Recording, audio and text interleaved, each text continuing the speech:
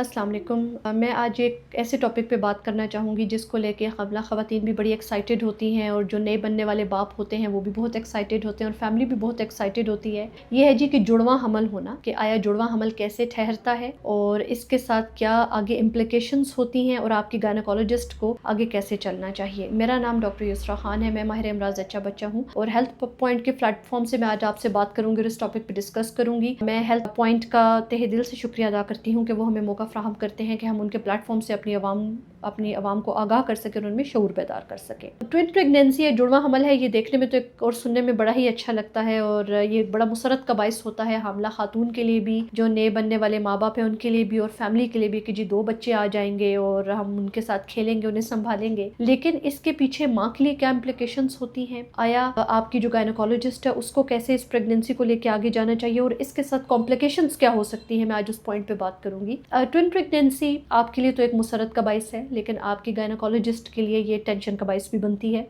Twin pregnancy को हम as a high risk pregnancy लेके चलते हैं। हम इस प्रेगनेंसी को कभी भी एक लो रिस्क प्रेगनेंसी नहीं मानते। ट्विन प्रेगनेंसी के साथ अमूमन ऐसी कुछ सूरत हाल जुड़ी हुई होती हैं कि गायनेकोलॉजिस्ट को उनका खास ख्याल रखना पड़ता है। जैसे ट्विन प्रेगनेंसी के साथ जो खवातीन आती हैं उन माओं में शुगर और हाई ब्लड प्रेशर के चांसेस बढ़ जाते हैं, तो हमें इस चीज़ को भी लेके चलना पड़ता है। अमूमन ऐसी खवातीन के लिए चलना फिरना उठना बैठना मुश्किल हो जाता है, खाना पीना भी उनके लिए मुश्किल हो जाता है। क्योंकि देखिए, अब आप ये सोचें कि एक रहम जो एक बच्चे को संभालता है उसके अंदर 2 बच्चे हैं, तो जाहिर है रहम जो है वो साइज़ में बड़ा होता है। अमूमन आम खवातीन से ज़्यादा इनको मसाइल का सामना करना पड़ता है, चलने फिरने में दुश्वारी होती है, ये सीधा लेटे तो सांस नहीं ले सकती, काम काज करने में इनके लिए दुश्वारी होती है, इसके अलावा खाना हजम करने में भी इनके लिए दुश्वारी होती है। फिर ऐसी माएँ जिनके जुड़वा हमल हो, उन खवातीन के साथ ये मसला भी होता है कि कुछ ऐसी कॉम्प्लिकेशंस उनके साथ हो जाती हैं, जैसे वक्त से पहले बच्चे की पैदाइश का होना या वक्त से पहले पानी की थैली का फट जाना, जिसके नतीजे में अर्ली डिलीवरी, प्रीटर्म बर्थ और जो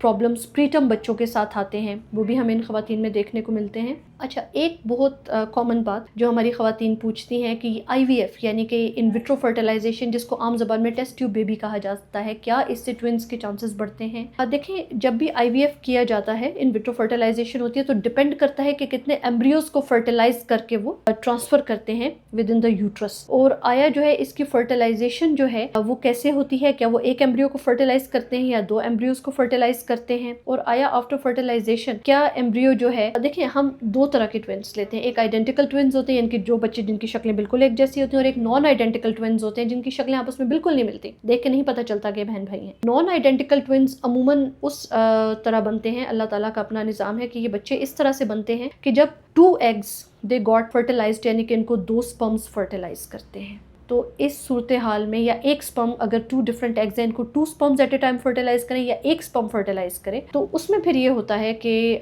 जो नॉन आइडेंटिकल ट्विंस है यानी कि ऐसे बच्चे जिनकी शक्ल आपस में नहीं मिलती, उनके चांसेस बढ़ते हैं। अगर एक सिंगल एग है जिसको एक सिंगल स्पर्म जाके फर्टिलाइज कर रहा है और आफ्टर फर्टिलाइजेशन जब वो एक एग 2 पार्ट्स में डिवाइड होता है और वो इम्प्लांट करता है, तो उसमें आइडेंटिकल ट्विंस यानी कि ऐसे बच्चे जिनकी शक्लें आपस में मिलती हैं, ऐसे ट्विंस पैदा होते हैं। तो डिपेंड करता है, लेकिन IVF में आप ट्विंस के चांसेस तब होते हैं जब एक तो कंसेंट दी जाए और दूसरा ये है कि जब एक से ज्यादा एम्ब्रियोस बॉडी में ट्रांसफर किए जाएं। ट्विन डिलीवरी जब होती है तो अमूमन ऐसी खवातीन में बच्चे की पैदाइश के बाद खून पड़ने के चांसेस बहुत ज्यादा होते हैं। तो अगर आपके डॉक्टर आपको इस खतरे से आगाह करें और आपको बताएं कि जी हमला औरत को पैदाइश के बाद खून ज्यादा पड़ेगा और इसमें खून का बंदोबस्त करना पड़ेगा, तो अपने मौलिद से ताउन कीजिए। इसके अलावा अमूमन ट्विन प्रेगनेंसीज में ये होता है कि इसमें सिजेरियन सेक्शन को प्रेफर किया जाता है विजाइनल डिलीवरी पे। विजाइनल डिलीवरी ट्विंस में पॉसिबल होती है और बिल्कुल होती है और सक्सेसफुल होती है, लेकिन कुछ कंडीशंस ऐसी होती हैं जिसमें हमें ट्विन डिलीवरी में सिजेरियन की तरफ जाना पड़ता है। इसमें एक चीज तो यह है कि जो पहला बच्चा है आपका, आया वो सीधा है, उल्टा है, आड़ा है,